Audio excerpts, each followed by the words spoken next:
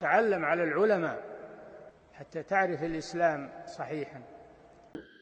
إن الحمد لله نحمده ونستعينه ونستغفره ونعوذ بالله من شرور أنفسنا ومن سيئات أعمالنا.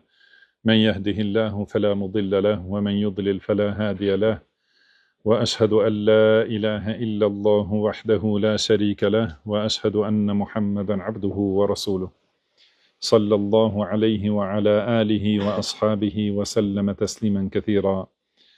أما بعد، gjithë lavdia I takon vetëm Allahut, ata e lavdrojmë dhe I shprehim lavdi, prej Tij kërkojmë ndihmë dhe prej Tij kërkojmë falje, kërkojmë mbrojtje tek Allahu nga e keqja e vetes sonë dhe nga të këqijat e veprave tona.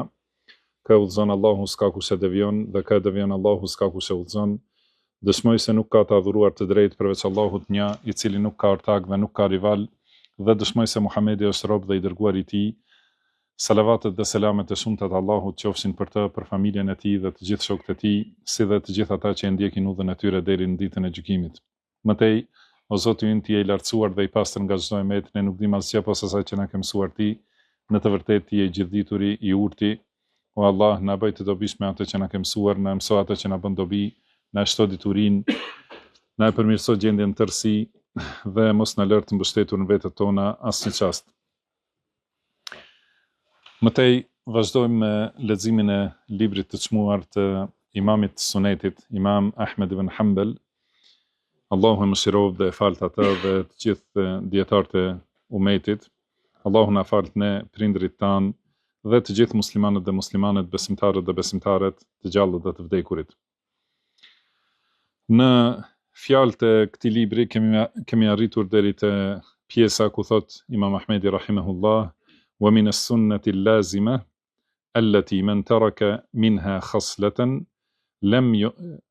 لم يقبلها ويؤمن بها لم يكن من أهلها.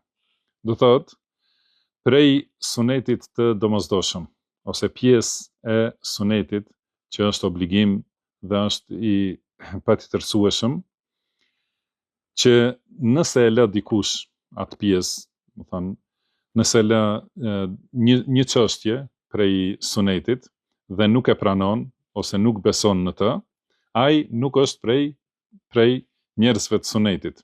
Prej këtyre çështjeve është el-imanu bil qadari khayrihi wa sharrihi wat tasdiqu bil ahadithi fihi wal imanu biha, është besimi në qadar, në paracaktimin e Allahut për çdo të mirë dhe çdo të keqe, besimi haditheve që flasin për këtë temë dhe imani I plot në to. La yuqalu lima wala kayfa inma huwa at-tasdiqu wal imanu biha.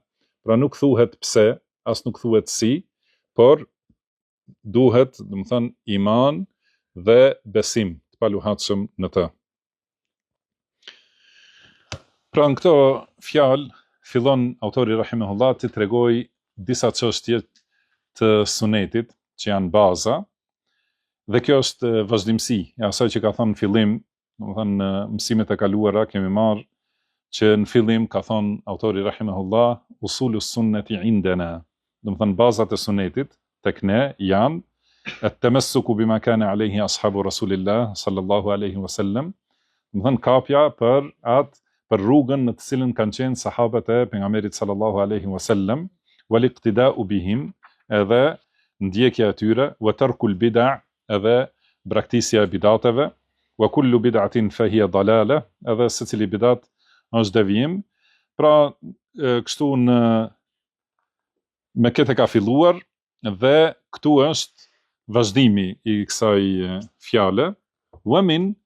Ka thënë wa min as-sunnati al-lazima allati, do të thënë prej këtij sunetit që është I patjetërsueshëm, që është obligim, detyrim për secilin besimtar, prej këtij suneti që nëse dikush lë diçka prej këtyre çështjeve, do të thënë që do t'i përmende në vazhdim autori rahimahullah, do thotë këtu përmend një nga një çështjet që kush I kundërshton këto çështje edhe nuk I pranon ose nuk beson to, do të thonë nuk është pasues I sunetit, edhe nuk është prej njerëzve të sunetit.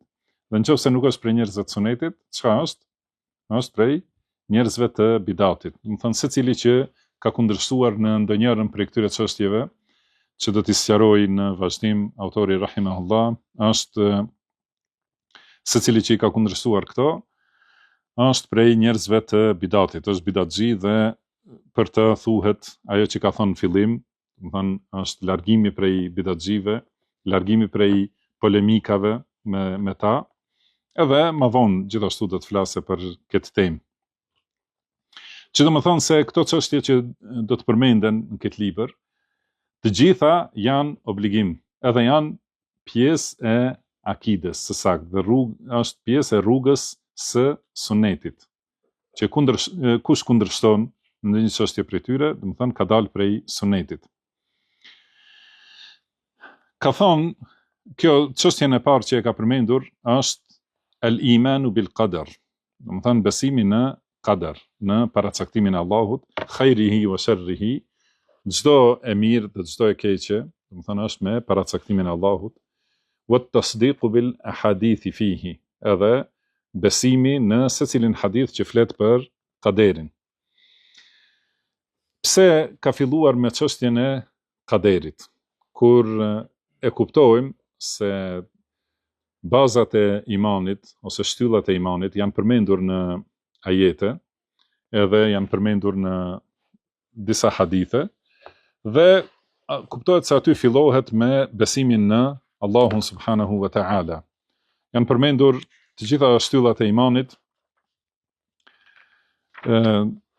në një vend, pra për shembull si te ajeti amana ar-rasulu bima unzila ilayhi min rabbihi wal mu'minun, pra i dërguari sallallahu alaihi wasallam ka besuar në atë që i ka zbritur prej Zotit të tij, dhe gjithashtu kanë besuar besimtarët, kullun, pra të gjithë besimtarët dhe pejgamberët kanë besuar, amana billahi wa malaikatihi wa kutubihi wa rusulihi la nufarriqu baina ahadin min rusulihi. Do të thonë të gjithë kanë besuar në Allahun, në melajket e tij, në librat e tij, në të dërguarit e tij, edhe kanë thënë nuk bëjmë dallim mes asnjërit prej të dërguarve të tij në besim. Wa qalu sami'na wa ata'na ghufranaka rabbana, do të thonë thonë ne dëgjojmë dhe bindemi, faljen tënde o Zoti ynë, wa ilayka al-masir, edhe te ti është kthimi. Do të thonë këtu është shtylla e pestë që është përmendur, do të thonë besimi në ringjalljen ose besimi në ditën e gjykimit. Pra këto pesë janë përmendur këtu. Edhe në ajetet tjera gjithashtu janë përmendur kështu shtylla të renditur, për shembull siç është leysa al-birra an tuwallu wujuhakum qibala al-mashriqi wal-maghrib walakin al-birra, do thotë nuk është bamirësia kthimi i fytyrës ka lindja ose perëndimi, por bamirësia është e vërtet, cila, do të thonë, e atij që beson në Allahun, men amana billahi wa malaikatihi wa kutubihi wa rusulihi. Do të thonë atyre që besojnë në Allahun, melajket,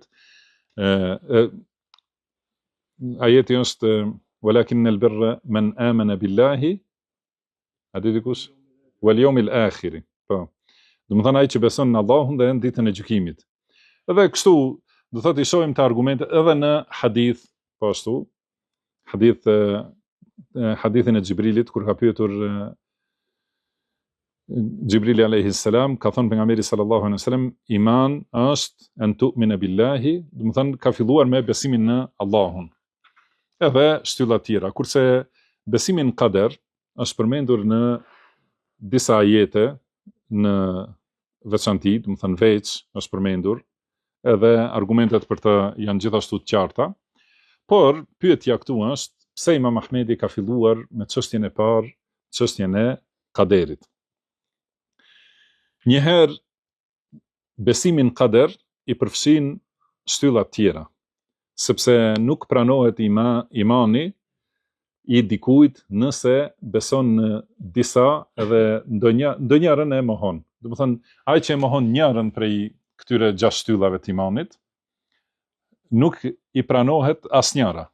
Do të thonë nuk i pranohet imani edhe nëse ka nëse thotë se beson në Allahun dhe me melajket dhe librat e kështu me radhë, por nuk beson qadar, nuk i pranohen. Edhe për këtë është argument fjala e Abdullah ibn Omerit radhiyallahu anhuma, që është përmendur në hadithin në Sahihun e Imam Muslimit, ku tregon se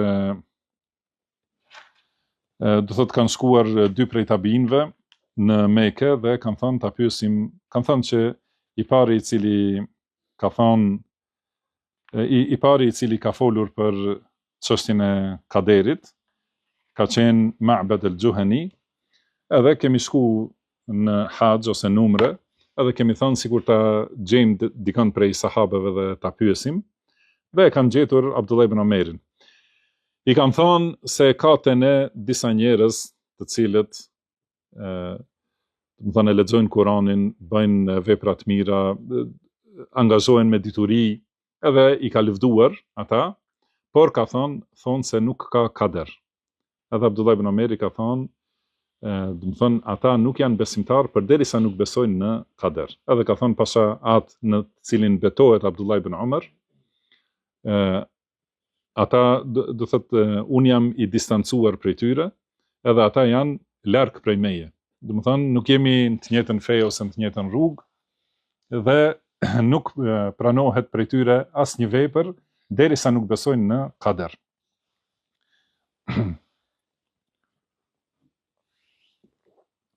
Për këtë shkak, pra aspekti i parë pse ka filluar me këtë çështje, është se besimi në kader i përfshin të gjitha shtyllat. Përveç kësaj, besimi në kader, kanë thënë disa prej sahabeve se është baza e tauhidit. Do thënë është thelbi i tauhidit. Dhe është për qëllim tauhid rububia. Do thënë besimin në kader, si do ta shpjegojmë, tregon se njeriu me të vërtet beson në Allahun subhanahu wa ta'ala. Dhe çështja tjetër, pse e ka përmendur këtë, do të thënë, ose shkaku tjetër, pse e ka përmendur Imam Ahmedi çështjen e parë këtë, është se në kohën e tij ka qenë debati dhe kundërshtimi në temën e kaderit. Pra nuk ka qenë shumë aktuale, do thotë çështja, ose në realitet në atë kohë nuk ka ekzistuar kundërshtimi në tauhidul uluhiyya.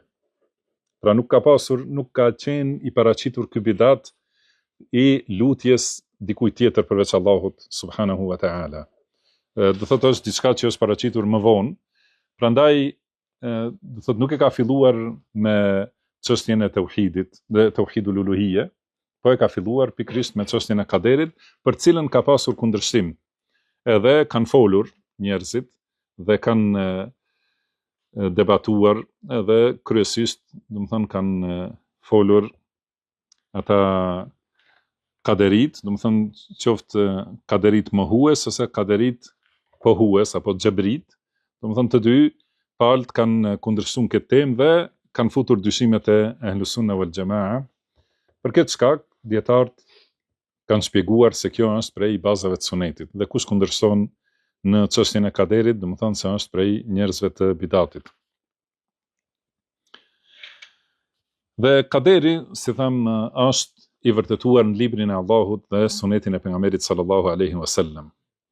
Ka thënë Allahu i lartësuar, do të thënë se çdo gjë është në diturinë e Allahut. Edhe çdo gjë është me caktimin e Allahut.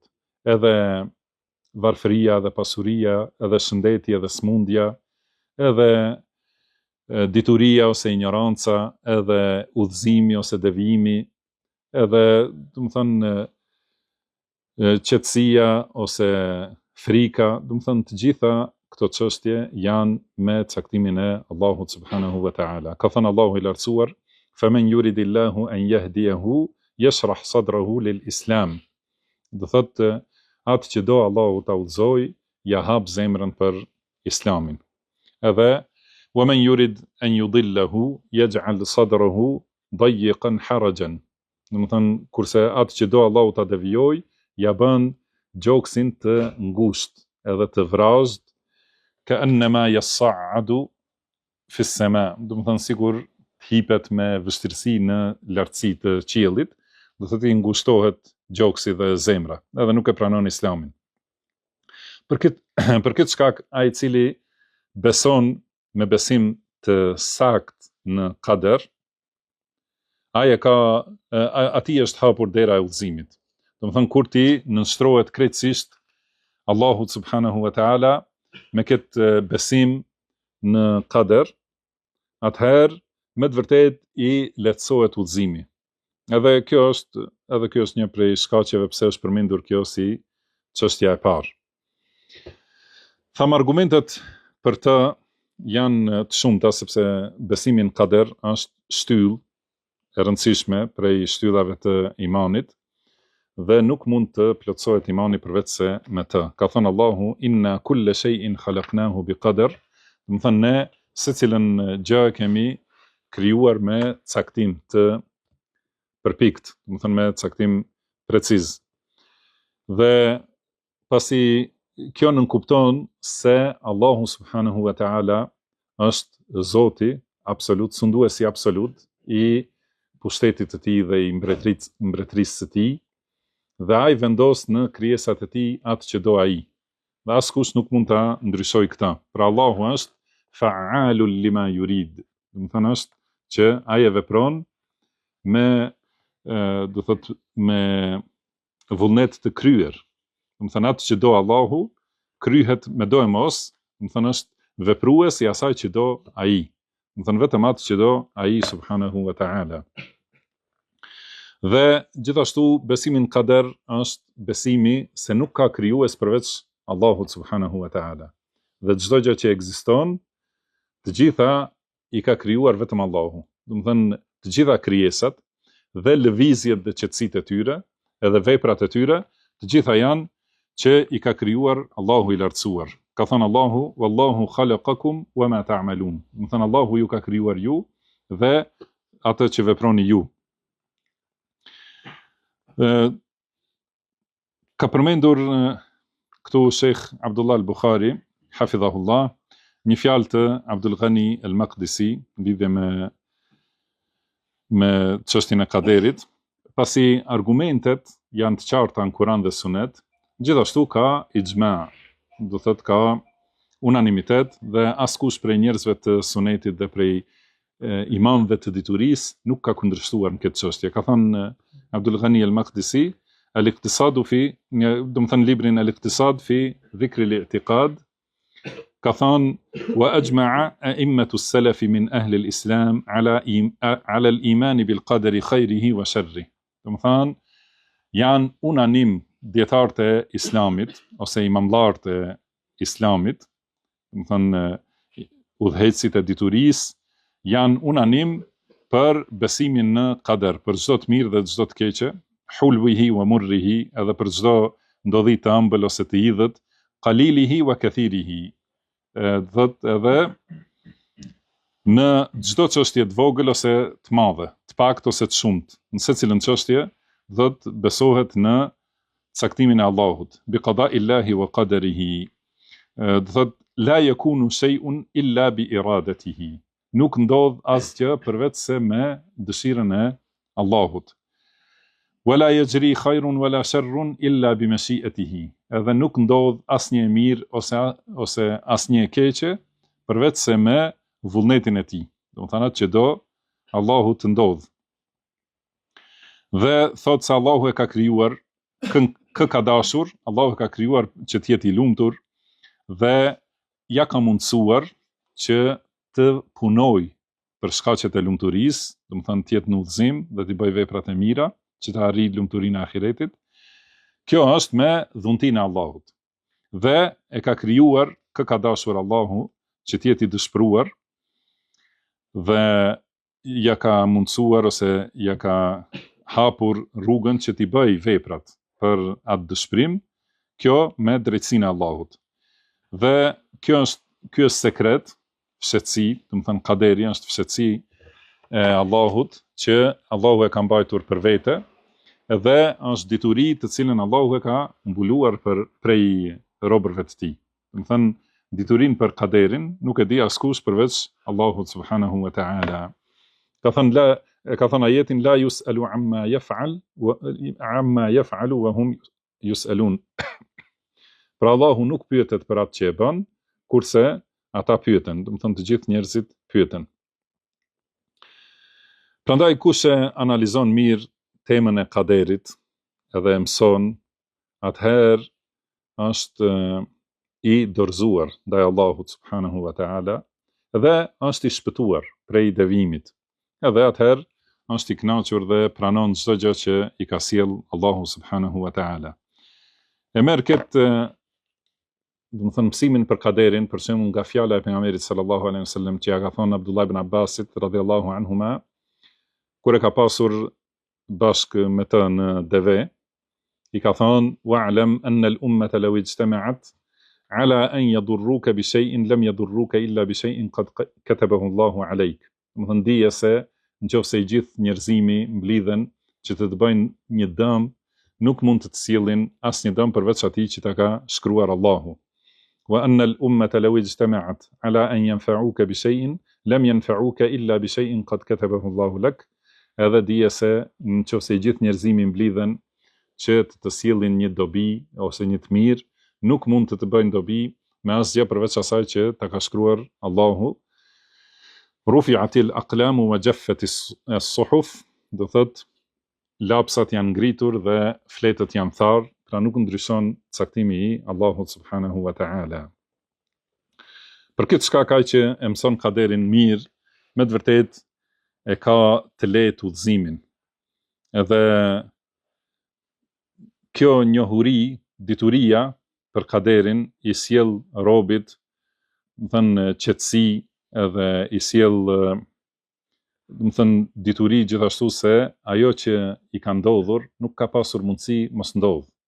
Edhe ajo që i ka ikur, do të thënë që s'ka ndodhur, nuk ka pasur mundësi të ndodh. Pasi ka qenë çdo gjë kështu e caktuar tek Allahu subhanahu wa taala. Dhe gjithashtu e di se çdo gjë që ndodh në këtë ekzistencën është me caktimin e Allahut, sepse në pushtetin e Allahut nuk mund të ndodh asgjë përveç asaj që do ai subhanahu wa taala. Dhe çdo gjë që ndodh është me diturinë e Allahut, sepse Allahu është i gjithdijshëm për çdo gjë që ka qenë edhe çdo gjë që do të jetë. Edhe nuk mungon prej diturisë së tij asnjë grimc. Por gjithashtu dietarët e përmendin edhe këtë çështje që është me rëndësi, se Allahu e di edhe atë që ka ndodhur, por edhe atë që nuk ka ndodhur. Që nëse kishte ndodhur, si do të kishte ndodhur, ose ajo që nuk ka qenë, nëse kishte qenë, si do të kishte qenë. Pra Allahu di, është i gjithdijshëm, ka thënë ya'lamu kha'inatal a'yuni wa ma tukhfi as-sudur, do thënë Allahu e di shikimin tradhtar edhe e di se çka ka brenda në gjokse. Ka thënë inna Allaha la yakhfa alayhi shay'un fil ardi wala fis sama. Do thënë Allahut nuk i fshihet asgjë në tokë dhe as në qiell. Pra kur njeriu e mëson kaderin, patjetër duhet mësoj për diturinë e Allahut, për këtë cilësi madhështore të diturisë absolute të Allahut subhanahu wa taala. Se nuk mungon prej diturisë së Allahut asnjë grimc dhe asnjë çështje e vogël ose e madhe, asnjë dukuri, madje edhe ajo që është e fshehtë për shumicën e krijesave, do të thënë edhe atë që nuk e din njerëzit dhe nuk e din xhindët, nuk e din shejtanët, por nuk e din as melaiket, as nuk e di askush prej krijesave. Do të thënë ajo është më e fshehtë, si ka thënë Allahu subhanahu wa taala, sa e di sekret, ya'lamu sirra wa akhfa. Do të thënë e di sekretin ose të fshehtën, edhe atë që është edhe më e fshehtë. Do të thënë sekreti që mund ta di, do të thënë një prej krijesave ose dy ose një numër shumë i kufizuar i krijesave, ato i di Allahu subhanahu wa taala, por edhe atë që është më e fshehtë se kjo. Do të thënë edhe atë që nuk e di askush prej krijesave. Do të ka mundësi që krijesat dinë ndonjë të fshehtë që ka ndodhur, por nuk mund ta dinë atë që do të ndodhë në të ardhmen, ose nuk mund ta dinë se çka i përshpërit zemra njeriut. Do të thënë ka mundësi, pra ka çështje të cilat nuk i dinë as melaiket në do thotë në veprat e zemrës, nuk i dinë as melaiket, i di vetëm Allahu subhanahu wa taala. Prandaj kur njeriu e mëson këtë çështje prej kaderit, patjetër se zemra e tij lumturohet, edhe e di se Allahu është i gjithdijshëm, edhe e di se çdo gjë që ndodh në botë është me caktimin e Allahut, edhe e di se ajo që ka zgjedhur Allahu është më e mira. Nuk ka mundësi, të ketë dikush të zgjedh diçka më të mirë, edhe pse në atë moment ka mundësi që dikush prej njerëzve urrejnë. Dhe Allahu ka thënë: "Fa'asa an takrahu shay'an wa yaj'al Allahu fihi khayran kathira." Ndoshta urrejni diçka, mirë po në atë gjë që urrejni, Allahu vendos mirësi të shumta, ose bën në të mirësi të shumta. Edhe kjo fjalë në gjuhën arabe khayran kathiran, i thuhet nekira, është e pasquar, që e përfshin çdo të mirë.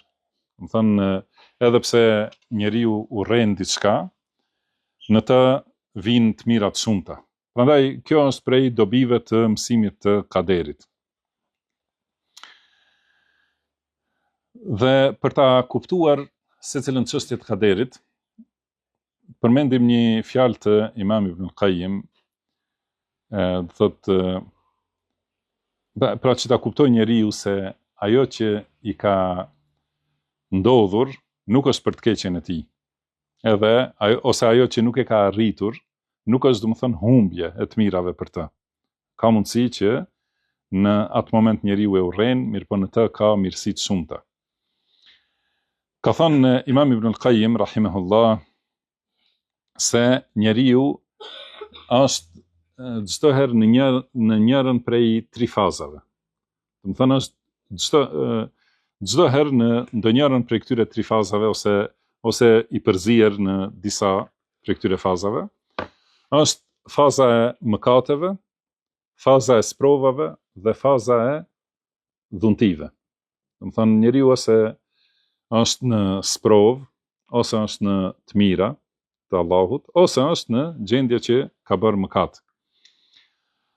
Nëse është në mëkate, atëherë e ka obligim të bëj istighfar, të kërkoj falje Allahut subhanahu wa ta'ala. Nëse është në fazën e sprovave, atëherë e ka obligim të duroj për Allahun. Dhe nëse është në fazën e mirësive ose dhuntive, atëherë e ka obligim të falenderoj Allahun subhanahu wa ta'ala. Prandaj ka thënë Imam Ibn Qayyim: "Fanasalu Allaha jalla wa ala an yaj'alana", lusim Allahun të lartësuar që të na bëj për atyre që kur bëjnë mëkat, kërkojnë falje, bëjnë istighfar, kur u vinë të mirat, falenderojnë, dhe kur u vinë të këqijat, durojnë. Dhe ka treguar, pastaj këtu ka treguar shumë shpjegime të bukura për realitetin e durimit, edhe për shtyllat e durimit, dhe ka treguar se është durim është me ta mbash gjuhën, që mos flasësh fjalë jo të mira, do thotë si zemrim me atë që ka caktuar Allahu, mbajtja e gjuhës prej fjalëve që shprehin paknatësi ose zemrim me caktimin e Allahut. Edhe mbajtja e gjymtyrve prej veprimeve që shprehin paknatësi, si është goditja e fytyrës ose të ngjashme, edhe ankesa e kështu me radhë, dhe gjithashtu kontrollimi i zemrës, që mos jetë e dëshpruar, edhe mos jetë, në gjendje të humbjes së durimit. Dhe ka thënë se Allahu e sprovon robin e tij besimtar, jo për ta shkatruar. Allah nuk e sprovon robin që ta shkatroj, por e sprovon që t'ja provoj durimin, dhe t'ja shtoj shpërblimet, edhe ta shfaqe robi robrin e tij. Tregohet robi se është rob i Allahut, edhe është i nënshtruar, dhe ta adhuroj Allahun në secilën gjendje. Pra mos jetë sigur ato që i ka përshkruar Allahu, që nëse i vjen një e mirë, qetësohen. Nëse e godet një e mirë, itma'anna bi. Bëhet i qetë edhe thot, jam musliman, edhe adhuron Allahun, edhe tregohet me ibadetet shumta. Por nëse i vjen një sprov, atëherë kthehet krejtësisht, mbrapsht, edhe e le rrugën e Allahut dhe i braktis urdhrat e Allahut, i shkel ato që ka ndaluar Allahu, edhe e humb khasirat dunya wal akhira, edhe e humb me këtë dunjan dhe ahiretin. Edhe kjo është humbja e vërtet. Por robi besimtar kur i vinë sprovat, do të tregohet gjithmonë se është rob i Allahut subhanahu wa taala, i nënshtruar krejtësisht. Edhe në sprova ruhet nga harami, edhe mundohet të punoj me halal dhe vazhdon të jetë i bindur ndaj urdhrave të Allahut. I kryen urdhrat dhe nuk i braktis dhe shpreh knatësi me atë që ja ka sjell Allahu, atë që ja ka caktuar Allahu subhanahu wa taala. Sepse ka thënë Imam Ibn al-Qayyim, do të thënë njeriu ka adhurim në vështirësi, siç ka adhurim në gëzim. Do të thënë ka adhurimi i gëzimit ose i të mirave është falënderimi, kurse adhurimi i vështirësive është, do të thënë adhurimi në kohën e vështirësisë është durimi. Do thotë gjithmonë njeriu është rob i Allahut dhe gjithmonë e adhuron Allahun. Kur i vin të mirat, falenderon. Kur i vin të këqija, duron. Se do të thënë siç ka adhurim ndaj Allahut kur i vjen diçka që i pëlqen, gjithashtu ka adhurim ndaj Allahut kur i vjen diçka që urren. Dhe thot shumica e njerëzve janë adhurues në mirësi. Në qoftë i vjen prej Allahut shëndet, edhe fuqi, edhe pasuri, do të thënë atëherë më lehtë u duket që ta kryen adhurimin. Por nëse u vjen e kundërta, nëse u vjen smundje, atëherë e harron adhurimin ndaj Allahut subhanahu wa taala, ose u vjen vështirësia apo varfëria, do thotë, atëherë nëse i flet për adhurim ndaj Allahut, do thotë bëhen si të zemrum. Prandaj do thotë për shumë prej njerëzve është e lehtë të adhurojnë Allahun në mirësi, edhe në rahati, dhe në dhunti. Por është më e vështirë të adhurojnë Allahun edhe kur kanë vështirësi dhe sprova.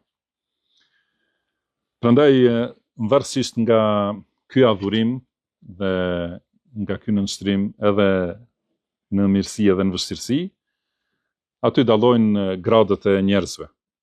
Edhe e shohim ne këtë shembull mund ta marrim në secilën çështje, edhe në çështjen e furnizimit, që është e shumica e njerëzve, por edhe në çështjet e fitneve që ndodhin, edhe i vin njeriu të sprova edhe në fe, edhe paraqiten devijime, edhe paraqiten kundërshtar të shumt ndaj të vërtetës. Edhe atëherë e kanë të vështirë njerëzit që të qëndrojnë me të vërtetën. Edhe aty ta adhurojnë Allahun që ta thonë të vërtetën vetëm për hir të Allahut. Kurse kur janë shumica për krahas të vërtetës, është më e lehtë për njerëzit që ta thonë. Edhe te çështja e furnizimit, nëse njeriu ja ka zgjeru Allahu furnizimin, edhe ka të mira të shumta dhe ka tregti të madhe, është më e lehtë që truhet prej haramit. Por nëse i ngushtohet puna edhe ka sprovë të rëndë, atëherë është për shumicën e njerëzve më e vështirë që të largohet prej haramit edhe mendon se është i justifikuar që t'i shkel urdhrat e Allahut ose të hyjë në atë që ka ndaluar Allahu. Do thotë kur i vin sprovat, prandaj prej kësaj dallojnë njerëzit, edhe gradat e njerëzve janë të ndryshme, në varësisht se si veprojnë në secilën gjendje. Dhe kuptohet se nëse analizon këtë çështje, thot Sheikh Abdullah Buhari, nëse analizon këtë fjalë, do ta kuptosh se këto janë të vërteta, që i ka thënë Imam Ibn al-Qayyim, se secili njeri e do pasurinë e gjerë, e do shëndetin trup, fuqin, edhe do qetësinë dhe sigurinë. Do të thënë secili e dëshiron këtë. Edhe madje disa njerëz mendojnë se patjetër duhet ai të ketë këtë. Do të thënë mendojnë se Allahu ja ka borxh. Do të thënë unë e fal namazin për ditë, pse nuk më vjen pasuria, ose pse nuk më shërohet, ose jep sadaka, do të thonë edhe thot pse merdhi kjo smundje, do thot shumë prej njerëzve mendojnë se është e domosdoshme që Allahu t'u sjell atyre vetëm atë që e duan ata. Por nuk është kusht, patjetër, pa dyshim, do thonë nuk e sjell Allahu atë që do njeriu, por e sjell atë që do Allahu subhanahu wa taala. Edhe përmendëm më herë, ai është i gjithdijshmi dhe ai është i gjithpustetshmi. Dhe ka thënë Allahu wa qalilun min ibadi ash-shakur. Do thonë kur njeriu mendon se të mirat duhet t'i vinë me doj mos atij. Gjithashtu atëherë e humb edhe adhurimin në të mira. Dhe harron falënderimin e Allahut subhanahu wa taala. Prandaj edhe kjo është një prej mirësive që përmendin dietarët.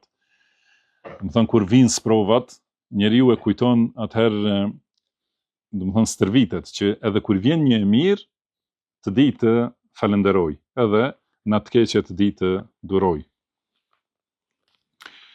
Ka thënë Seleme ibn Dinar al-A'raj, rahimahullah, ka thënë secila dhunti që nuk të afron tek Allahu është bela, është, do të thonë, dënim në realitet. Dhe gjithashtu thot Imam Ibn al-Qayyim rahimahullah, kjo është fjalë shumë e dobishme për ta kuptuar çështjen e kaderit edhe çështjen e caktimit të Allahut subhanahu wa taala. Ka thonë haqqul ubudiyyati lillahi subhanahu ala abdihi, do të thënë haku për ta adhuruar Allahun, ose haku i ubudijes, do të thënë të tregohet rob njeriu ndaj Allahut, vjen mund të jetë, do të thënë, ose urdhër, të cilin e ka urdhëruar Allahu, ose caktim që ja ka caktuar atij Allahu, ose dhunti të cilën ja ka dhënë. Do të thënë çdo herë është në këto për ta treguar njeriu se është adhuruesi i Allahut. Do të thënë patjetër do ta tregoj ose te urdhrat që e ka urdhëruar Allahu, ose te caktimet jo të këndshme, do të thënë të njeriu, ose te ato që janë të këndshme dhe dhunti. Caktimi thotë është dy lloje. Ose, do të thënë, caktimi për të keq, pra caktimi i pakëndshëm, është ose sprova ose mangësi. Edhe në të gjitha këto, do të thotë, njeriu duhet të jetë adhuruesi Allahut subhanahu wa taala. Dhe më i dashur tek Allahu është ajo krijesë që e plotson adhurimin dhe robërinë ndaj Allahut në të gjitha këto grade dhe në të gjitha këto lloje të gjendjeve të tij. Kurse më i largti është ai që nuk e njeh, domethënë është ignorant, domethënë ai që nuk e di se duhet të jetë adhurues dhe rob i Allahut subhanahu wa taala në të gjithën, në secilën fazë ose në secilën gjendje. Po, pastaj thot sa i përket urdhrit. Do të thënë tham një herë ta tregoj obudijen, tregoj se është rob në urdhrat e Allahut. Sa i përket urdhrit, si tregohet obudia? Do të thënë duke zbatuar urdhrin me përkushtim të pastër ndaj Allahut dhe me ndjekje të pejgamberit sallallahu alaihi wasallam. Kurse për të kundërtën e urdhrit, ndalimi, do të thënë duke u larguar prej asaj që ka ndaluar Allahu, nga frika ndaj Allahut dhe nga madhrimi për Allahun subhanahu wa taala, dhe gjithashtu me dashuri për Allahun. Pastaj kur vjen puna për caktimin e sprovave, do të thënë adhurimi është që të jetë durimtar. Pastaj të jetë i kënaqur me atë, do të thënë një herë të duroj, mos shpreh pakënaqësi dhe zemrim me fjalë ose me vepra. Pastaj shkalla e dytë është që të jetë i kënaqur me ta. Dhe kjo është shkallë më e lartë. Do të thënë një herë durimi është obligim. Pastaj përsosja e durimit është që njeriu të jetë i kënaqur me atë që i ka ardhur prej Allahut subhanahu wa taala. Pastaj shkalla edhe më e lartë është falënderimi. Do të thënë ta falenderoj Allahun edhe për sprovat. Edhe kjo është më e lartë se kënaqësia. Dhe kjo arrihet kur me të vërtet zemrën e ka mbushur dashuria ndaj Allahut subhanahu wa ta'ala. Do të thënë e ka mbushur plotësisht dashuria ndaj Allahut, e ka mbushur zemrën dhe gjithashtu e ka mbushur zemrën dituria se zgjedhja e Allahut është më e mira. Do të thënë atë që e ka caktuar atë që e ka zgjedhur Allahu për robën është më e mira. Dhe kur njeriu e di se Allahu është bamirës, i butë, i mëshirshëm ndaj tij, edhe me këtë sprovë që ja ka dërguar, do të thonë, Allahu ja sjell një të mirë. Edhe pse njeriu e urren në atë moment, pra si tham, ka thënë Allahu fa asa an takrahu shay'an wa yaj'al Allahu fihi khayran kathira. Do të thonë ndoshta urreni diçka, por Allahu në të vë mirësi të shumta. Ky është caktimi i sprovave. Do të thonë caktimi i asaj të keqe të pakëndshme që vjen prej jashtë. Po ka edhe caktim të mangësive. Do të thonë që të këqija që vijnë nga brenda, nga njeriu. Do të thonë siç janë mëkatet ose ignoranca për shembull ose gabimi, do të thonë gjitha ato janë në prej caktimit të Allahut subhanahu wa taala. Si duhet njeriu ta adhurojë Allahun edhe në këtë gjendje? E adhuron duke nxituar të pendohet, edhe të pastrohet prej këtyre mangësive, të qëndroj para Allahut si do të thënë njeri që mundohet të arsyetohet, edhe të kërkoj falje, të përmend arsyetime dhe duke kërkuar mëshirën e Allahut subhanahu wa taala dhe duke e ditur se nuk e largon prej kësaj mangësie askush përveç Allahut. Nuk e mbron prej të keqes së kësaj mangësie askush përveç Allahut. Dhe duke e ditur se nëse vazhdon me këtë mangësi, me këtë mëkat ose me këtë shkelje, atëherë do të largohet më shumë prej Allahut, edhe atëherë Allahu e përjashton ose e përze prej derës së tij. Dhe gjithashtu kur e bën mëkatin njeriu, edhe kur e bën këtë mangësi, do të thënë ta di se kjo është një e keqe që e ka goditur, të cilën nuk mund t'ja largoj askush përveç Allahut subhanahu wa taala.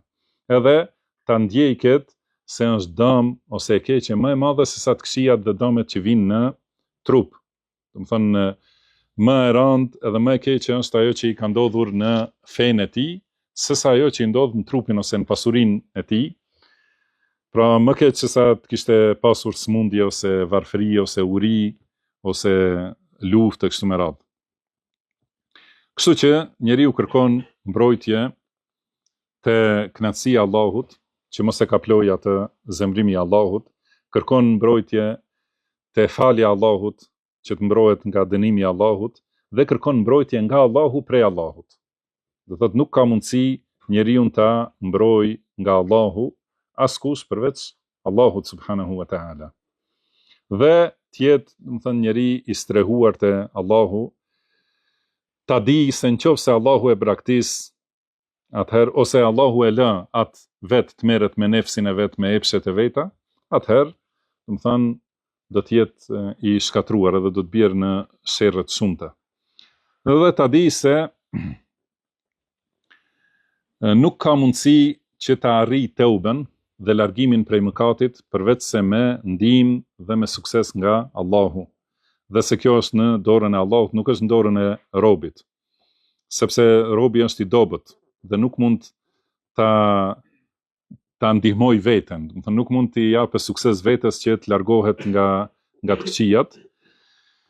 Gjithashtu nuk mund ta arrijë kënaqësinë e Allahut subhanahu wa taala përveç se me lejen dhe me dëshirën dhe me ndihmën e tij subhanahu wa taala. Prandaj gjithmonë strehohet tek ai, përgjerohet tek ai, kërkon, do të thënë, lutet shumë Allahut subhanahu wa taala me nënshtrim dhe për ulësi, për ulje të plot, duke treguar se është i varfër, miskin, edhe duke e hedhur veten, do të thënë, para Allahut subhanahu wa taala si i plagosur. Do të thënë që të kërkoj ta sjell para derës Allahut veten që të kërkoj shërim dhe ndihmë vetëm prej Tij subhanahu wa taala. Duke e pasur zemrën në sejdë. Do të thënë zemra të jetë në sejdë para Allahut të lartësuar, edhe duke e ditur se nuk ka të mira përveç se me ndihmën e Allahut subhanahu wa taala, dhe mira vjen vetëm nga Allahu, dhe e gjithë mirësia është në dorën e Allahut. Ai është Zoti i mirësive dhe ai është që i sjell në fillim, edhe pse njeriu nuk i ka merituar. Do të thënë duhet ta di njeriu që kur kërkon prej Allahut, ta kërkoj dhuntinë e Allahut, edhe pse ky nuk e meriton. Dhe se Allahu ja sjell të mirat, edhe pse nuk i ka fituar në ndonjë vepër. Dhe përndryshe nëse largohet prej Allahut, do të thonë do të bjerë në mëkate dhe në gaflet, në pakujdesi. Kështu që hisja e Allahut është falënderimi dhe lavdia. Do të thonë çdo falënderim dhe çdo lavdi i takon Allahut subhanahu wa taala, kurse hisja e robit është qortimi, mangësia dhe e meta. Do të thonë padyshim se gjithmonë robi është me tmeta dhe me mangësi, mungesë të diturisë, mungesë të përqendrimit në atë që i duhet, kështu që vetëm me ndihmën e Allahut mund ta arrijë suksesin. Dhe kështu, do të thënë tani folëm për caktimin që është i pakëndshëm për njeriu. Kishim caktim në sprova të jashtme, edhe caktim në mangësi të brendshme. Pastaj tjetra fazë ose tjetra mënyrë e shprehjes së adhurimit ndaj Allahut është adhurimi në dhunti. Do të thënë kur vijnë dhuntit nga Allahu subhanahu wa taala. Cili është si duhet ta adhurojë Allahun robi në lidhje me dhuntit e Allahut? Është që t'i njohë dhe të pranojë se janë prej Allahut. Do thotë fillimisht. Pastaj të kërkojë mbrojtje nga Allahu, që mos i ndodh në zemrën e tij që të harroj se kush ja ka sjell këto dhunti, edhe të harroj se duhet ta falenderoj Allahun subhanahu wa taala. Dhe t'i lutet Allahut gjithashtu edhe të kërkoj mbrojtje tek Allahu, që mos ja përshkruaj këto dhunti dikujt tjetër përveç Allahut. Edhe nëse ka pasur një shkak, nëse ka ndodhur një shkak, atëherë duhet ta di se Allahu është krijuesi i shkakut, dhe Allahu është ai që e ka sjell shkakun deri te ky person. Që do thot se dhuntia është vetëm prej Allahut subhanahu wa taala në secilin aspekt, edhe në secilin analizë, do të thonë e gjitha është vetëm prej Allahut subhanahu wa taala. Do të thonë kjo është e dyta. Pastaj e treta është që ta lavdroj Allahun me këtë. Do të thonë ta përmend se të mirat vijnë nga Allahu, pastaj gjithashtu ta doj Allahun, të shtohet dashuria edhe më shumë për shkak të dhuntive që i vijnë, të jetë falënderues dhe t'i përdor dhuntit e Allahut vetëm në bindje ndaj Allahut. Mos përdor diçka prej dhuntive për të bërë mëkat, do të thënë shkelje të urdhrave të Allahut subhanahu wa taala. Po ashtu kjo është edhe një tjetër çështje me rëndësi për lidhje me falënderimin. Si kryhet falënderimi ose si kryhet adhurimi i Allahut, adhurimi ndaj Allahut në lidhje me dhuntit. Që njeriu t'i duken shumë dhuntit, do të thënë ato që i vijnë, edhe nëse janë pak ose të vogla, t'i duken shumë, të jetë shumë mirënjohës. Dhe nga ana tjetër, mirënjohja dhe falënderimi, edhe nëse është shumë, t'i duket pak. Do thotë vazhdimisht ta di se ajo që ka dhënë Allahu është shumë, kurse ajo që ka bërë robi është pak për hakun e Allahut. Ta di se kjo i ka ardhur nga Allahu, nga Zoti i tij subhanahu wa taala, pa ndonjë çmim, pa pagesë. Do të thënë i ka ardhur dhurat nga Allahu subhanahu wa taala, edhe pa merit. Por realiteti është se ajo është prej Allahut dhe nuk është prej robit. Kështu që dhuntit t'ia shtojnë më shumë për uljen, për ulsin, modestin edhe dashurin ndaj Allahut subhanahu wa taala. Çdo herë që vjen një dhunti e re, atëherë edhe më shumë e shton adhurimin ndaj Allahut për këtë dhunti, edhe më shumë e shton dashurinë dhe përullsinë ndaj Allahut. Dhe çdo herë kur i ndodh diçka që i ndalet një e mirë, atëherë e shton kënaqësinë ndaj Allahut subhanahu wa taala. Çdo herë që prej robit del ndonjë mëkat, ndonjë gjuna ose gabim, atëherë e shton më shumë teuben, edhe përuljen dhe arsyetimin para Allahut subhanahu wa taala. Dhe kështu me këto, ky është rob i mençur, dhe është rob i zgjuar dhe i shkath. Kurse e kundërti, ai që është i ngatht dhe që nuk ka mençuri, do të thonë është shumë larg prej kësaj gjendje. Kurse suksesi vjen vetëm nga Allahu subhanahu wa taala. Kjo ishte si hyrje për të kuptuar kur flitet për kaderin edhe përfitimet që i fitojmë nga besimi i pastër i ahlusunetit, besimi selefi në lidhje me caktimin e Allahut subhanahu wa taala. Pastaj duhet ta dim se selefët, Allahu i mëshiroft, gjithmonë kanë ndaluar nga thellimi në temën e kaderit, do të thënë thellim përtej asaj që është e ligjshme, ose hulumtim dhe mësim përtej asaj që është me argumente nga Kurani dhe Suneti. Pra do thotë që njeriu mos hyj në tema të cilat nuk janë të mundshme t'i di njeriu, por të hyjë në ato tema për cilat ka argument nga Allahu subhanahu wa taala, sepse kaderi është krejtësisht sekreti i Allahut, edhe nuk mund ta di askush përveç Allahut, dhe mund ta di krijesa vetëm mbas asaj që ka treguar Allahu subhanahu wa taala. Do të thënë vetëm në mbas të shpalljes Kuranit dhe Sunetit, kurse çdo fjalë tjetër që flitet përtej Kuranit dhe Sunetit, do të thënë është flitet për ghaib.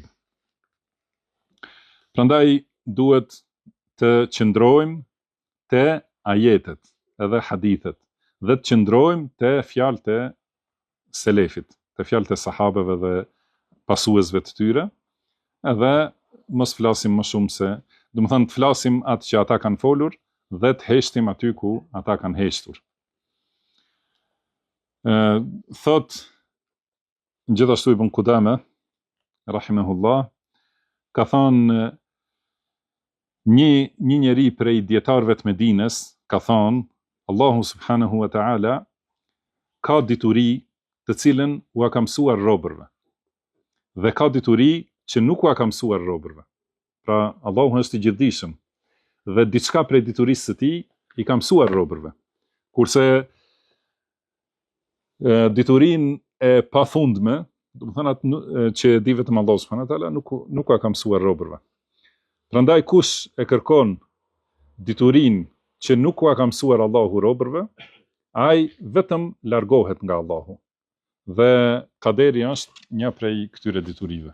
Do të thënë, këto janë fjalët e dietarëve të hershëm lidhje me kaderin. Për ta kuptuar thjesht kaderin, mbas të argumenteve të Kuranit dhe Sunetit, dietarët kanë përmendur, do thotë, diçka që gjendet në ajete dhe në hadithe, se kaderi, për qenë besimin kader i plot, duhet të jetë i përsosur në këto 4 shkallë, që janë dituria, shkrimi, dëshira ose vullneti dhe krijimi. Këto 4 duhet me të vërtet besimtari t'i di përmendsh, edhe gjithmonë kur i vjen ndonjë paqartësi lidhje me kaderin, vetëm i kujton këto, edhe e rikonfirmon, do të thonë, ose e ripërsërit atë dituri për këto shkallë dhe është i shpëtuar me lejen e Allahut subhanahu wa taala. Do të thonë, këto janë shtyllat e kaderit. Shtylla e parë, dituria. Dituria do të thotë se Allahu është i gjithdijshëm dhe nuk mungon prej diturisë së tij asgjë. Do të thonë, çdo gjë që ka ndodhur dhe çdo gjë që do të ndodh, gjithmonë të gjitha janë në diturinë e Allahut. Pra nuk ndodh ndonjë gjë që deri në atë moment nuk e ka ditur Allahu subhanahu wa taala. Edhe që e mëson në atë moment, si kanë thënë në fillim ata gulat ekstremistët e kaderive, që kanë mohuar edhe diturinë e Allahut. Do të thonë, Allahu i di çështjet para se të ndodhin. Edhe ato që ndodhin, edhe siç tham, edhe ato që nuk ndodhin asnjëherë. Nëse kishin ndodhur, si ka përmendur Allahu për banorët e xhehenemit që kërkojnë të kthehen, edhe thonë se tani jemi bindur, edhe do të bëjmë vepra të mira, dhe Allahu ka thonë walau ruddu la'adu lima nuhu anhu. Do të thonë sikur të ishin kthyer, që nuk ndodh, do të thonë. Pra nëse kishte ndodhur kjo, ata do ta kishin përsëritur të njëjtën që e kanë vepruar më herët. Do të thonë do të ishin kthyer prap asaj që u është ndaluar atyre. Pra kjo është dituri vetëm e Allahut subhanahu wa ta'ala. Do thotë çdo gjë që ka ndodhur, ose çdo gjë që ka qenë, edhe çdo gjë që do të jetë, edhe çdo gjë që nuk ka qenë, ose nuk do të jetë, sikur të kishte qenë, si do të kishte qenë. Është dituria e Allahut subhanahu wa ta'ala. Dhe ka thënë Allahu wa'lamu anna Allaha bi kulli shay'in alim. Do të thënë dijeni se Allahu është i gjithdijshëm për çdo gjë. Dhe ka thënë wa ya'lamu sirra wa akhfa, do të thënë e di fshehtën, sekretin dhe atë që është edhe më e fshehtë, do të thënë se sekreti ose fshehtësia. Ka thënë Allahu li ta'lamu anna Allaha ala kulli shay'in qadirun wa anna Allaha qad ahata bi kulli shay'in ilma. Do të thënë që ta dini se Allahu është i gjithfuqishëm për çdo gjë dhe se Allahu ka përfshirë me diturinë e tij secilën çështje. Do të thënë nuk ka asnjë çështje. Dhe ka thënë Allahu ka thënë nuk mungon ose nuk ik do të prej diturisë së tij asnjë grimc në qiell dhe në tokë. Dhe ka thënë Allahu wa indahu mafatihul ghaibi la ya'lamuha illa hu. Tek Allahu janë çelësat e fshehtësisë dhe ato nuk i di askush përveç tij. Wa ya'lamu ma fil barri wal bahr. Dhe di Allahu çka ka nëpër tokë dhe nëpër det. Wa ma tasqutu min waraqatin illa ya'lamuha. Edhe çdo gjethe që bie, Allahu e di. Do të thënë kur do të bjerë dhe ku do të bjerë, edhe kur është dhe për çka është rënja e saj. Wala habatin fi dhulumatil ardi. Edhe asnjë kokër në errësirat e tokës. Edhe thrimet edhe kokrat e bimëve që janë thellë në errësirat e tokës. Pra të gjitha ato i di Allahu subhanahu wa taala. Wala ratbin wala yabis, edhe çdo e njom dhe çdo e thatë, çdo gjë që ekziston, illa fi kitabin mubin. Do të thënë gjitha këto janë në librin e qartë. Pra që na sillte shkalla e dytë. Do thotë të gjitha janë në diturinë e Allahut. Por shkalla e dytë është do thotë shkrimi. Edhe argumentet, do thotë kush e lexon Kur'anin, është do thënë në ajete të shumta, me numër shumë të madh ku përmendet dituria e Allahut dhe se Allahu është i gjithdijshëm dhe di çdo gjë, e di të fshehtën edhe atë të dukshmen, do thënë për krijesat, atë që është e fshehtë ose e dukshme. Kurse tek Allahu është çdo gjë e dukshme dhe nuk ka asnjë të fshehtë për diturinë e tij. Dhe shkalla e dytë është se Allahu këtë dituri e ka shkruar në Lauhul Mahfudh. Edhe ka thënë pejgamberi sallallahu alaihi wasallam, pra në momentin e parë që Allahu e ka krijuar lapsin, i ka thënë shkruaj. Dhe atëherë lapsi ka shkruar çdo gjë që do të jetë deri në ditën e gjykimit. Do thënë në atë moment është shkruar çdo gjë që do të jetë, që do të ndodhë deri në ditën e gjykimit. Dhe atëherë arshi i Allahut ka qenë mbi ujë. Kurse kjo ka qenë 50.000 vjet para se t'i krijojë Allahu qiellin dhe tokën. Do thënë atëherë është shkruar kjo dituri e Allahut subhanahu wa taala në Lauhul Mahfudh dhe kjo nuk ndryshon asnjëherë. Pra nuk ndryshon dituria e Allahut.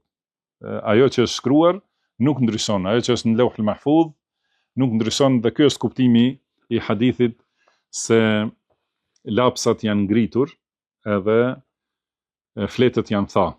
Pra aty nuk ndryshon. Kurse te shkrimet tjera ka ndryshime siç janë sqaruar në raste të tjera. Ka thonë Allahu i lartësuar, ma asaba min musibatin fil ardi wala fi anfusikum illa fi kitabin min qabli an nabra'aha. Do thot, çdo ndodhi që ndodh ose sprov që godet në tokë ose në vetet tuaja është e shkruar në libër para se ta krijojmë atë. Do të thonë para se të krijohet kjo ndodhi, është shkruar në libër, inna dhalika ala Allahi yasir, dhe kjo është e lehtë për Allahun. Dhe ka thonë, inna nahnu nuhyi al-mauta wa naktubu ma qaddamu wa atharahum. Do të thonë ne i ringjallim të vdekurit dhe e shkruajmë atë që e kanë bërë dhe gjurmët e tyre. Wa kullu shay'in ahsaynahu fi imamin mubin, dhe secilën çështje e kemi përfshirë në librin e qartë. Pra fjala imam është për qëllim libri në Lauhul Mahfuz. Dhe po ashtu në hadith tjetër ka thënë pejgamberi sallallahu alaihi wasallam, kataba Allahu maqadira al-khalaiq qabla an yakhluqa as-samawati wal-ardha bi 50,000 sana. Do të thonë Allahu i ka shkruar caktimet e të gjitha krijesave 50,000 vjet para se t'i krijojë qiellin dhe tokën, wa kana arshuhu 'ala al-ma, kurse arshi i tij ka qenë mbi ujë. Shkalla e tretë është al-mashia, do të thonë dëshira ose vullneti i Allahut subhanahu wa taala. Do të thonë kjo do thotë te ahlus sunna wal jamaa që njeriu të besojë me besim të paluhatshëm dhe të sinqert se ajo që do Allahu, do të thonë dëshira e Allahut ose vullneti i Allahut është i zbatueshëm.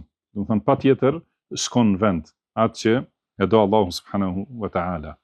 Dhe po ashtu nuk ka mundësi asgjë ta kundërshtoj vullnetin e tij. Nuk mund të ndodhe diçka kur Allahu nuk do që ajo të ndodh. Pra, në mbretërinë e Allahut nuk ndodh asgjë përveç asaj që ka dashur Allahu që të ndodh. Edhe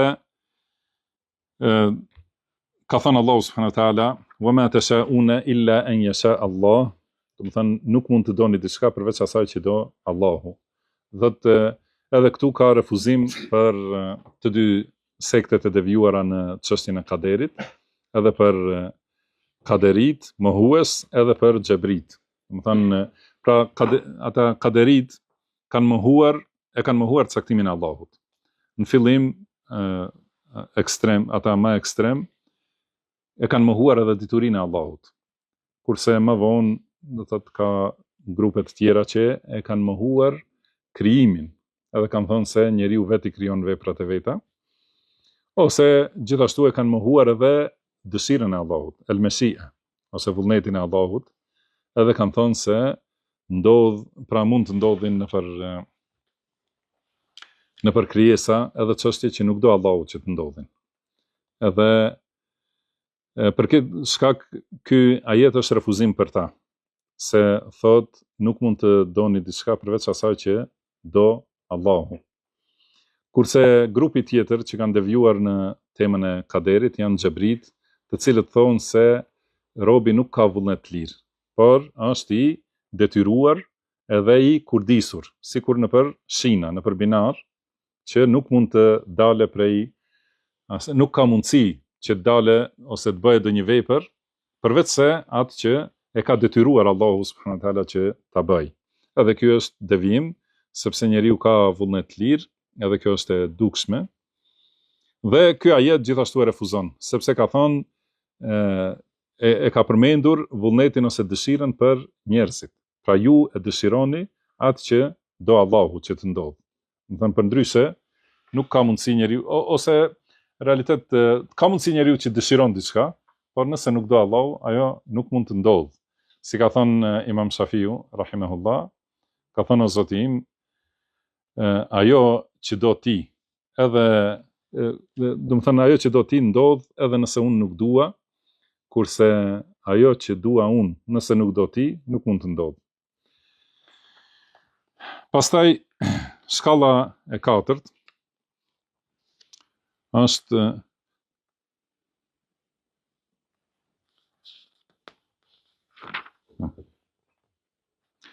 dhe shkalla e katërt është shkalla e krijimit. Do të thonë se çdo gjë që ekziston është krijesa e Allahut. Nuk ka krijues përveç Allahut subhanahu wa taala. Edhe askush nuk krijon diçka përveç se do të thënë me krijimin e Allahut. Nuk ka krijues përveç Allahut subhanahu wa taala. Allahu ka thënë wallahu khalaqakum wama ta'malun. Do të thënë Allahu ju ka krijuar ju dhe ato që ju i bëni. Do të thënë të gjitha veprat edhe lëvizjet e njeriut janë krijesa që i ka krijuar Allahu subhanahu wa taala. Njeriu dhe të gjitha krijesave. Dhe ka thënë Allahu khaliqu kulli shay'in wa huwa ala kulli shay'in wakil. Do të thënë Allahu është krijuesi i çdo gjëje. Dhe Allahu është mbikëqyrës i çdo gjëje. Pra, kjo është shkurtimisht dhe është e mjaftueshme nëse e di besimtari për kaderin. Kjo është e mjaftueshme dhe e dobishme për të. Pastaj në vazhdim ka thënë autori rahimahullah wal imanu biha la yuqalu lima wala kayfa wa inma huwa at-tasdiq wal imanu biha. Thënë fillim gjithashtu pjesë e sunetit, do thotë, është besimi në kader, në çdo të mirë të keqe, dhe besimi i haditheve që flasin për kaderin, dhe nuk thuhet pse ose si, por vetëm besim dhe pranim. Pasi e sqaruam se kjo është çështje e diturisë për cilën atë dituri që na ka mësuar Allahu, atë e dim, atë që nuk na ka mësuar, do të thënë nuk e dim, dhe nuk ka dobi që të hulumtoj njeriu me pse është ashtu, si është kështu. Dhe ka thënë wa man lam ya'rif tafsir al-hadith wa yablughu aqluhu, do të thënë ai që nuk e di shpjegimin e hadithit ose që nuk i ka arritur mendja, do të thënë deri në atë nivel që ta kuptoj, faqad kufiya dhalika wa uhkima lahu, do të thënë kjo është zgjidhur për të. Edhe i mjafton, do të thënë atë që kanë shpjeguar dietarët dhe është sqaruar në detaje, fa alayhi al-imanu bihi, prandaj ai ka obligim ta besoj, wa taslimu lahu, dhe të dorëzohet krejtësisht, ka thënë mithl hadith as-sadiq al-masduq, do të thënë siç është hadithi ku përmendet kjo fjalë, do ta tregojmë hadithin. Pra, do thot nuk i lejohet njeriut për çështjet gajbit, thot si dhe pse. Për atë që është në diturinë e Allahut dhe që nuk ka shpallje për të. Do thënë nuk është treguar se si është caktimi ose pse Allahu ka caktuar kështu, nuk na ka treguar. Disa prej çështjeve të caktimit i merr vesh njeriu më vonë kur shfaqen rezultatet dhe pasojat, por disa nuk i kupton. Prandaj me këtë pse nuk ka mundësi të arrijë asnjëherë të dituria, por ka mundësi të arrijë në devijim. E ka obligim të besoj në secilin hadith që e ka thënë pejgamberi sallallahu alaihi wasallam. Do thotë çdo gjë që është transmetuar nga pejgamberi sallallahu alaihi wasallam, fillimisht Kurani, pastaj fjalët e pejgamberit sallallahu alaihi wasallam, çdo gjë është e transmetuar prej tij. Do të thënë gjitha ato njeriu duhet t'i pranojë me nënshtrim dhe dorëzim ndaj Allahut, edhe me bindje se ajo që ka ardhur nga Allahu është e vërteta. Thot se është transmetuar ka transmetuar Imam Axhurri në librin e tij Sharia me zinxhir sahih nga Walid ibn Muslim, se ka thënë e kam pyetur Sufjanin, do të thënë Sufjan al-Thaurin, Auza'in, Malik ibn Anas, Layth ibn Sa'd për këto hadithe, do të thënë për hadithet që flasin për cilësitë e Allahut ose për kaderin, ka thënë numirruha kama ja'at. Do të thënë i kalojmë, pra i zbatojmë ose i shpjegojmë ashtu si kanë ardhur. Do të thënë pa ndryshim. Pashtu është transmetuar nga Auza'i se ka thënë kana Makhul wa Zuhri yaqulan, do të thënë Makhuli dhe Zuhri kanë thënë irwu hadhihi al-ahadith kama ja'at wala tunadhiru fiha. Pra transmetojni këto hadithe siç kanë ardhur dhe mos polemizoni, do të thënë me njerëz të bidatit për ato hadithe. Po ashtu ka përmendur Daraqutni nga Abbas ad-Duri rahimahullah se ka thënë e kam dëgjuar Ebu Ubejd Al-Qasim ibn Sallam që i ka përmendur temat në të cilat transmeton ai, do të thënë shikimi i Allahut. Do thotë që robrit do ta shohin Allahun subhanahu wa taala. Hadithet për kursijen, se është vend i këmbëve të Allahut, dhe për qeshjen e Zotit ton, kur robi dëshpërohet, do të thonë kurse Allahu e di se shumë shpejt do t'i ndryshojë gjendja. Dhe do të thonë për këtë ku ka qenë Zoti përpara se ta krijojë qiellin, dhe se xhehenemi nuk mbushet derisa Allahu e vë këmbën e tij mbi të, edhe i thot qat, do të thonë mjafton, dhe hadithet ngjashme. Për këto, pra Ebu Ubejd Qasim ibn Sallam ka thënë hadhihi al-ahadithu sihah. Do të thënë këta janë hadithe sahiha, të cilat na i kanë bartur dietarët e hadithit dhe dietarët e fikhut gjenerat pas gjenerate. Dhe këto hadithe tek ne janë hak, janë e vërteta, për të cilën nuk kemi dyshim. Mirë po, nëse thuhet kejfe wada'a qadamahu wa kejfe dahik, nëse thuhet si e vë Allahu këmbën ose si qesh, atëherë i themi la yufassaru hadha. Do të thënë nuk komentohet kjo. Nuk flasim për atë se si ndodh ajo. Wala sami'na ahadan yufassiruhu. Edhe nuk kemi dëgjuar askënd që e komenton këtë çështje. Do të thënë askënd që flet për formën ose mënyrën. Pra se si. Thot edhe një herë, sepse kjo është dituri për cilën Allahu nuk na ka shpallur argument, ose nuk na ka mësuar, nuk na ka sjell dituri për të.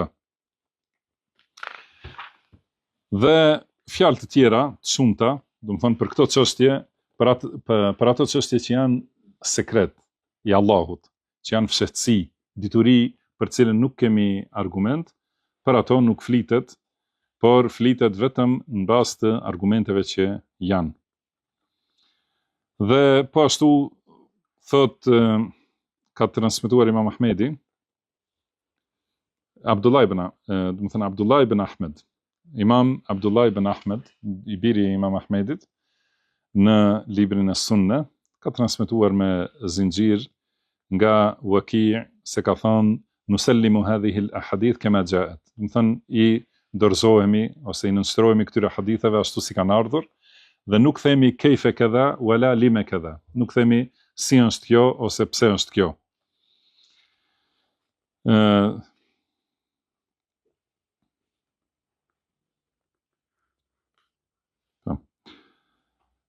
Kam thonë, dikush prej transmetuesve, për shembull, siç është hadithi i Abdullah ibn Mas'udit radhiyallahu anhu, se Allahu, pra ka thënë pejgamberi sallallahu alaihi wasallam, inna Allaha azza wa jall yahmilu as-samawati ala usbu'.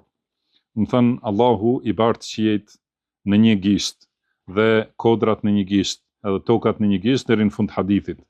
Edhe gjithashtu hadithi qalbu ibn Adam baina usbu'ain min asabi'ir rahman, do thënë zemra e birit Ademit është mes dy gishtave, prej gishtave të Allahut, edhe hadithet ngjashme. Do të thonë i themi ashtu si kanë ardhur, pa ndryshim, do të thonë, kjo pjesa e parë si kanë ardhur, do të thotë pa ndryshim të kuptimeve, edhe pa shtrembrim të kuptimit, dhe pa thonë si, ose pa dhënë përshkrim, që kuptohet se edhe më shumë mohohet për ngjasimi.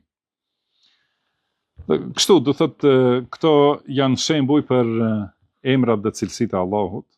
Mirë po, është për qëllim se edhe të çështja e kaderit, nuk flasim për atë që është e panjohur, për atë për cilën Allah nuk na ka shpallur dituri.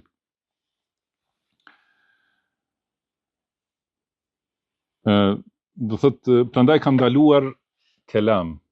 Do thënë, kelamistët kanë filluar me, si e përkthejnë ata, apologetik, do thotë filozofi edhe debat logjik më thënë, për të arritur të çështjet të cilat janë ghaib.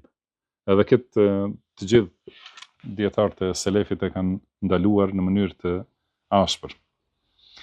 Pastaj ka thonë pra autori rahimahullah, wa man lam ya'rif tafsir al-hadithi wa yablughu aqluhu, më thënë ai që nuk ka arritur ta kuptojë shpjegimin e hadithit ose që nuk ja kap mendja, faqad kufiya fi dhalika wa uhkima lahu, do të thënë nuk ka nevojë ai të lodhet, do të thënë është zgjidhur më herët edhe i është sqaruar, fa alayhi al-imanu bihi wa at-taslim, do të thënë ai ka obligim të besojë dhe të nënshtrohet.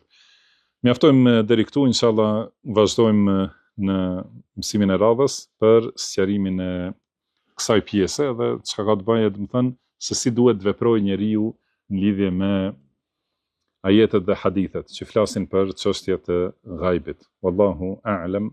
Wa sallallahu wa sallama ala abdihi wa rasulihi nabiyina Muhammad.